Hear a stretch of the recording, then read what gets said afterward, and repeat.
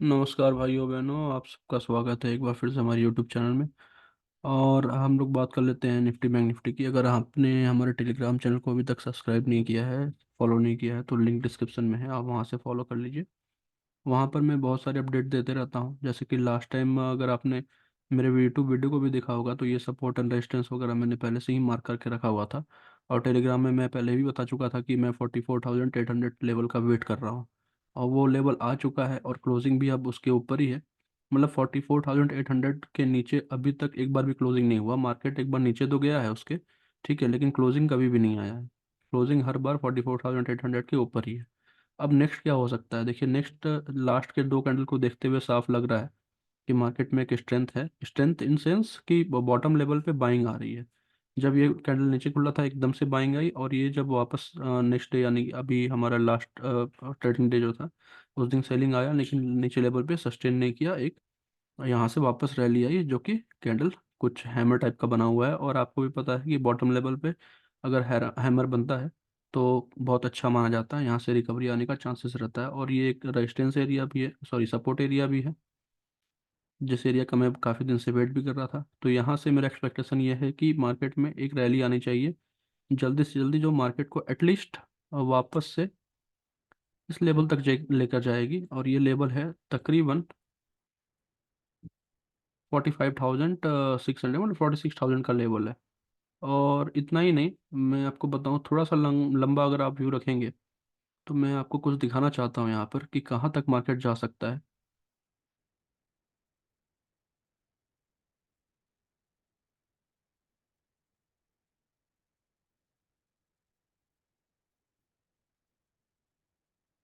ये retracement tool है। इसको बहुत ज़्यादा लोग फेबोनाची के नाम से जानते हैं। तो ये जस्ट एक फेबोनाची है। और फेबोनाची के हिसाब से हम लोग लेवल निकाल सकते हैं कि मार्केट में नेक्स्ट क्या अपडेट है, कहाँ तक जा सकता है। ओके। तो देखिए, फेबोनाची के हिसाब से भी लगभग 46,100 41 का लेवल आ रहा है। अभी जिस लेवल से रिट्रेसमेंट लिया है इसने, वो 61%। तो 50% से लेकर 61% या 63% का जो लेवल होता है वो बहुत अच्छा माना जाता है एक रिवर्सल के लिए। ठीक है, तो ऑलमोस्ट उसी लेवल से एक रिवर्सल आ रहा है। देख रहा है कि यहाँ पर बाइंग का स्ट्रेंथ है। बैक टू बैक दो कैंडल ऐसे बने हैं जिसने दिखाया है कि हाँ, मार्केट में वापस से एक अपसाइड मूव आना पॉसिबल है। एंड इसके बाद 50% पे थोड़ा बहुत रुक सकता है, यानी कि 45,300 पे। देन उसके बाद सीधा 46,000 से पहले कहीं नहीं रुकने वाला मार्केट। 46,000 तो जाना ही जाना है। और इतना ही नहीं, मैं आपको अगर थोड़ा सा और इसमें दिखाऊं।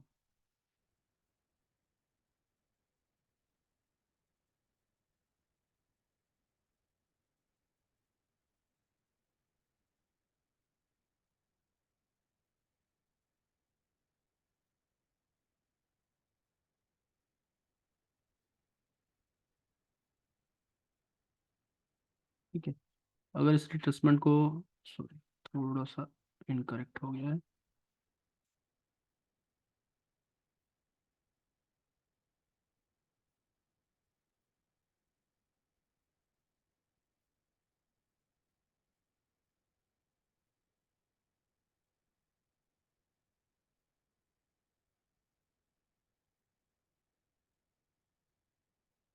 कुछ पैरामीटर्स हैं जो इसमें हम लोग ऐड कर रहे हैं। सबसे पहले हमने 23% जोड़ लिया, अब -38%। और उसके बाद -50%। तो ये जो पैरामीटर्स है ये आपको ये दिखाएंगे कि कितने टोटल ऊपर, जो अभी यहाँ से मार्केट रिटर्न हुआ था वहाँ से और कितना ऊपर जा सकता है। ठीक है, चाहें अगर आप लोग तो ये सेटिंग कर सकते हैं। बहुत सारे ट्रेडिंग ऐप में ये बाय डिफ़ॉल्ट होता है। बहुत सारे अननेसेसरी नंबर भी होते हैं, तो आप चाहें तो उसको हटा सकते हैं।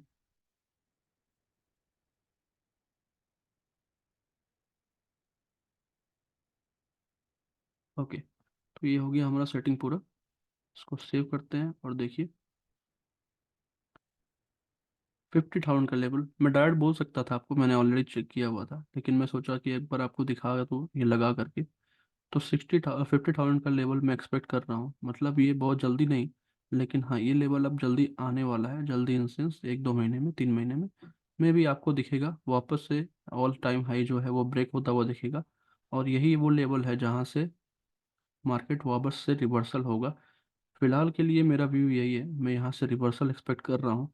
और हमारा जो लेवल निकल के आ रहा है 50,000, 51,000 एंड 52,000, ये तीन लेवल बहुत जल्दी नज़र आ रहा है, बहुत जल्दी इन सेंस जैसे आपने यहाँ पर देखा इस तरह से फॉल आया है और कितनी जल्दी ये वापस रिकवर हो करके नया हाई लगाया है। सेम वैसा ही कुछ मैं यहाँ पे एक्सपेक्ट कर रहा हूँ कि इस तरह का फॉल आया एंड देन यहाँ से रिवर्स हो करके, क्योंकि ये तो पैटर्न चलता रहता है। देखिए मार्केट कभी भी सिंगल डायरेक्शन में तो जाएगा नहीं, और जो लोग सोचते हैं कि गिर गया सब कुछ खत्म हो गया, वो गलत है।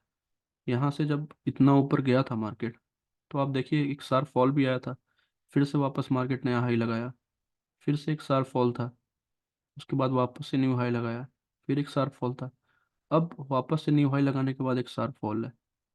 तो पॉसिबल है कि वापस इस तरीके से कुछ जाए, फिर फॉल आ करके, ये तो चलता ही रहता है मार्केट के अंदर। और जो ये रिट्रेसमेंट था ज़रूरी था, ताकि मार्केट के अंदर फिर से कुछ स्ट्रेंथ आए। तो बैंक निफ्टी में तो मेरा यही व्यू व्यू है। निफ्टी को एक बार देख लेते हैं, निफ्टी में क्या है। देखिए निफ्टी और बैंक निफ्टी अगर आप हम लोग समझ रहे हैं, तो कभी भी हम लोग इसके हाईली वेटेज स्टॉक के बारे में समझना बहुत ज़रूरी है। निफ्टी में भी अगर आपने प्रीवियस वीडियो देखा होगा मेरा, तो उसमें आपने देखा होगा कि मैंने यहाँ कुछ support and resistance level mark करके रखा था। एक्सपेक्टेशन था मेरा कि नीचे वाले लेवल पे आएगा तो ज़्यादा अच्छा रहेगा, लेकिन मुझे कहीं ना कहीं लग रहा था बैंक निफ्टी की वजह से, क्योंकि बैंक निफ्टी हाईली वेटेज रखता है निफ्टी के अंदर, और फाइनेंशियल सर्विसेज भी। तो बैंक निफ्टी क्योंकि अपने सपोर्ट एरिया में पहुंच गया था, तो मुझे लग रहा था कि कहीं ना कहीं ये जो लेवल है, आप टेलीग्राम चैनल में अगर हो तो आपने देखा होगा, मैंने 21,100 का लेवल लिखा था कि वो लेवल का मुझे उम्मीद है। और उसी लेवल से आप अगर इस कैंडल का लो देखेंगे, तो 21,137, तो ऑलमोस्ट उसी लेवल से वापस से रिकवर होना स्टार्ट हुआ है। तो निफ्टी में यहाँ से अगर बैंक निफ्टी में पॉजिटिविटी है तो बिल्कुल ऊपर जाना चाहिए। साथ ही साथ आईटी सेक्टर भी ऐसा लगता है कि यहाँ से बहुत अच्छा ब्रेकआउट देने के मूड में है, तो सारे सेक्टर मिलकर निफ्टी को तो वापस ऊपर लेके जाने वाले हैं। और सेम रिट्रेसमेंट टूल अगर हम लोग इसके अंदर लगा लें, फिर से वापस मुझे सेटिंग करना पड़ेगा, चेक कर लेते हैं एक बार। ठीक है, तो मैं सेटिंग पूरा नहीं लगा रहा हूँ, बस यहीं तक ही आपको दिखाता हूँ कि कहाँ कहाँ पर रेजिस्टेंस है।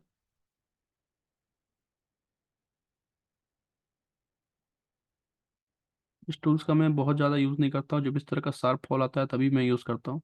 अभी देखिए निफ्टी जो है 23% का प्रॉपर सपोर्ट लेकर के रिट्रेसमेंट में, फिबोनाची रिट्रेसमेंट में प्रॉपर इसका सपोर्ट लेकर के अब वापस ऊपर जा रहा है। सॉरी, लेवल गलत लगाया मैंने। ओके, तो ऑलमोस्ट 50% या उसके नीचे एरिया में जा करके, 23% या उसके थोड़ा सा नीचे जा करके अब वापस से वापस ऊपर जा रहा है, 23% के ऊपर सस्टेन किया हुआ है। अब यहाँ से वापस, क्योंकि बैंक निफ्टी और काफ़ी आईटी सेक्टर वगैरह अदर सेक्टर भी काफ़ी स्ट्रॉन्ग दिख रहे हैं, मेटल सेक्टर वगैरह, तो वो सब निफ्टी को वापस ऊपर लेके जाएंगे। तो साथ ही साथ निफ्टी का भी ऑल टाइम हाई बनने का यहाँ पर पूरा पूरा चांसेस है। मैं एक और चीज़ आपको दिखाना चाहता हूँ, मार्केट मूड इंडेक्स जिसको बोलते हैं।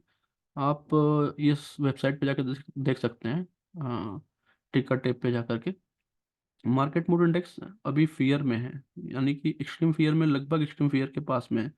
ये जो मार्केट मूड इंडेक्स है, ये दिखाता है कि मार्केट में सेंटिमेंट क्या है। तो अभी फियरफुल सेंटिमेंट है, लोग डर रहे हैं मार्केट में और अपना पैसा निकाल रहे हैं। तो अगर आपने कभी ये स्टेटमेंट, आप मार्केट में एक्टिव है तो आपने ये स्टेटमेंट जरूर सुना होगा वॉरेन बुफेट का, कि when everyone is fearful B greedy, and when everyone is greedy B fearful. तो उस हिसाब से अभी अगर आप देखें तो मार्केट फियरफुल है, इस समय में पैसा लगाने का टाइम है, निकालने का टाइम नहीं है। अगर गिरता भी है तो भी आप थोड़ा थोड़ा इंस्टॉलमेंट यहाँ पे डालना स्टार्ट करिए। ऐसा कभी भी नहीं करना है कि एक जगह पर पूरा पैसा आपको इन्वेस्ट कर देना है। ठीक है, अब सपोर्ट एंड रेजिस्टेंस की ही अगर हम लोग बात कर रहे हैं, तो ऐसा तो है नहीं कि ये सपोर्ट है इसके बाद कोई सपोर्ट ही नहीं है, या यहाँ से नीचे गिर ही नहीं सकता है। देखिए कुछ भी पॉसिबल है मार्केट में। ठीक है, तो नीचे सपोर्ट है इस एरिया में, अगर यहाँ से एक बार गिरता भी है तो यहाँ पर जरूर इसको सपोर्ट लेना चाहिए, क्योंकि 38% का रिट्रेसमेंट भी है, और हेल्दी रिट्रेसमेंट है। अप टू 50-61% जो है ना, बहुत ज़्यादा, मतलब 50-60% अगर गिरता है, रिट्रेसमेंट लेता है, तो बेस्ट है, मतलब उससे अच्छा कुछ है ही नहीं। लेकिन 23% भी एक अच्छा लेवल है, निफ्टी उससे थोड़ा सा नीचे आया। ठीक है, तो ये बेस्ट लेवल है बाय करने के लिए। यहाँ पर आपको फेयरफुल नहीं रहना है, यहाँ पर आपको ग्रेडी रहना है, थोड़ा थोड़ा आप इन्वेस्ट करना स्टार्ट करिए इस लेवल पे। और आप देखेंगे कि जल्द ही आपको एक अच्छा रिटर्न मिलेगा। स्टॉक की बात नहीं करूंगा, वीडियो बहुत लंबा हो जाएगा, लेकिन जो हाईली वेटेड स्टॉक हैं जैसे H D F C bank बहुत ज़्यादा गिर चुका है, तो H D F C bank में आप इन्वेस्ट कर सकते हैं, बहुत अच्छे लेवल पे था। एक बार के लिए मैं H D F C chart भी आपको दिखा देता हूँ, H D F C bank का। इस पे भी मैंने कुछ अपना स्टडी किया हुआ था कि ये एरिया था, मैंने इसमें बहुत पहले मार्किंग का लगा के रखा हुआ था कि यहाँ पर बाय करना है और यहाँ स्टॉप लॉस रखना है। ये मैंने आई थिंक अभी जो हमारा लेटेस्ट क्लास था उसमें स्टूडेंट के साथ हमने ये डिस्कस किया था, और उसी एरिया में ओपन होकर के सीधा एक जोरदार रैली आया था एक दिन पहले क्लोज होने के। अब यहाँ से कंटिन्यू रैली आने का उम्मीद है, बस एक ये छोटा सा एरिया है जहाँ पर रेजिस्टेंस है। तो एक बार को अपसाइड मूव आने के बाद मे बी यहाँ पर रुके या साइडवेज हो, या देन उसके बाद काफ़ी अच्छा स्पेस है H D F C bank के पास, क्योंकि गैप के साथ नीचे आया हुआ है, तो गैप फिल करने जाएगा तो यहाँ से भी अभी करंट लेवल से भी जो 1434 का लेवल है, तो यहाँ से आप देखेंगे तो 1650 तक का जगह बाकी है इसके पास। तो जितना ह्यूज फॉलिंग हुआ है, जल्दी से जल्दी ये रिकवर भी होने का उम्मीद लग रहा है मुझे। ठीक है, तो ओवरऑल सिनेरियो ये है कि मार्केट यहाँ से वापस पॉजिटिव की तरफ जाना चाहिए, और आगे एक बड़ा इवेंट है बजट का, तो थोड़ा सा उसके हिसाब से आप ट्रेड करिए। मुझे लगता है कि बजट में पीएसयू सेक्टर और पीएसयू बैंक, सरकारी जितने भी कंपनियां हैं उन सब में अच्छा रैली आना चाहिए, केमिकल सेक्टर में, फर्टिलाइजर कंपनी में एक अच्छी रैली आनी चाहिए।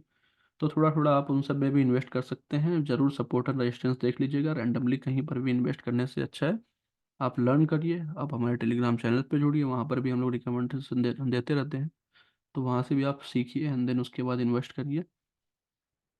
और कुछ आपका कमेंट है, कुछ पूछना है, तो बिल्कुल कमेंट सेक्शन में आप डालिए।